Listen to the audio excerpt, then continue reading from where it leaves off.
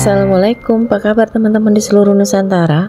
Bunda dan teman-teman sedang menghadiri undangan dari Forum Kewaspadaan Dini Masyarakat DIY terkait dengan perkembangan kasus investasi dan pinjaman online ilegal di DIY. Bagaimana penanganannya, upaya antisipasinya, serta rekomendasi untuk solusinya.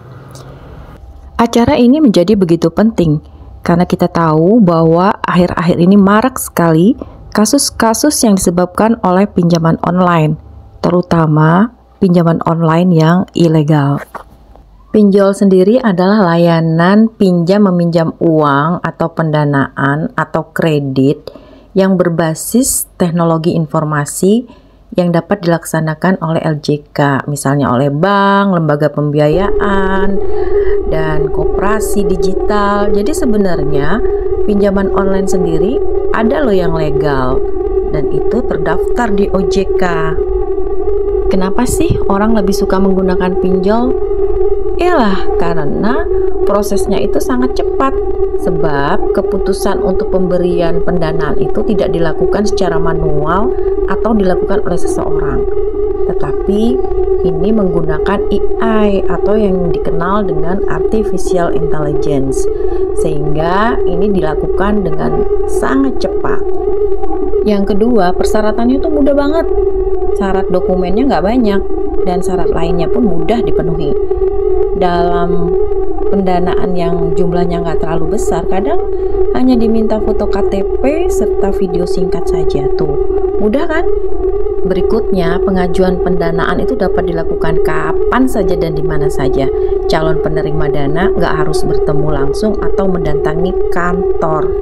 Kemudahan-kemudahan inilah yang kemudian membuat banyak orang tertarik untuk menggunakan pinjol ini.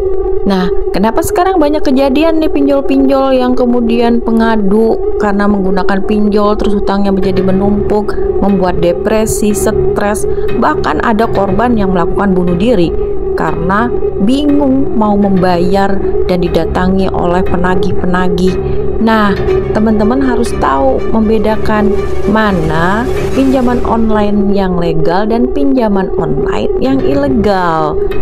Dari Polda DIY maupun dari OJK itu memberikan ciri-ciri pinjaman online yang ilegal yang hampir sama. Yang pertama, jelas sekali bahwa pinjaman online ilegal itu tidak memiliki izin dari OJK. Kedua, mereka biasanya menawarkan di media sosial secara online dan terkadang memaksa. Berikutnya, biasanya prosesnya itu sangat mudah dan bunganya itu nggak jelas. Bahkan mereka tidak memiliki layanan pengaduan untuk misalnya kalau kita ingin bertanya atau menanyakan sesuatu yang terkait dengan pinjaman kita, itu nggak ada. Ada beberapa alasan dari orang-orang kenapa mereka menggunakan pinjol yang ilegal ini.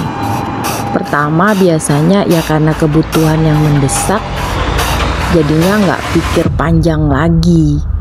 Sudah bukan rahasia lagi, kebutuhan ekonomi ini yang paling menjadi alasan utama ketika orang dengan tanpa pikir panjang akhirnya mengajukan pinjaman online ke tempat yang ilegal. Begitu maraknya kasus pinjaman online ilegal ini yang tidak hanya menjerat perempuan saja, bahkan ada juga laki-laki yang terjerat kasus pinjaman online ilegal. Tetapi data menunjukkan tetap saja perempuan yang paling banyak mengalami kasus pinjaman online yang ilegal ini.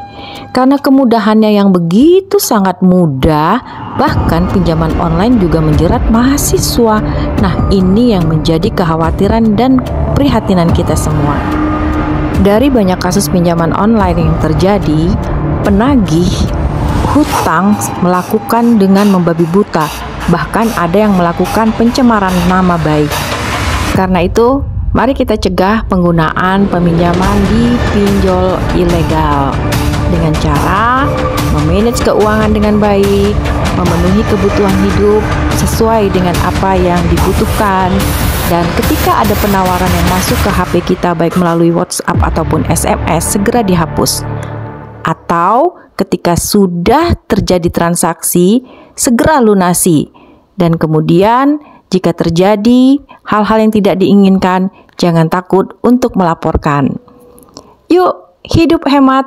Lebih baik menabung daripada meminjam.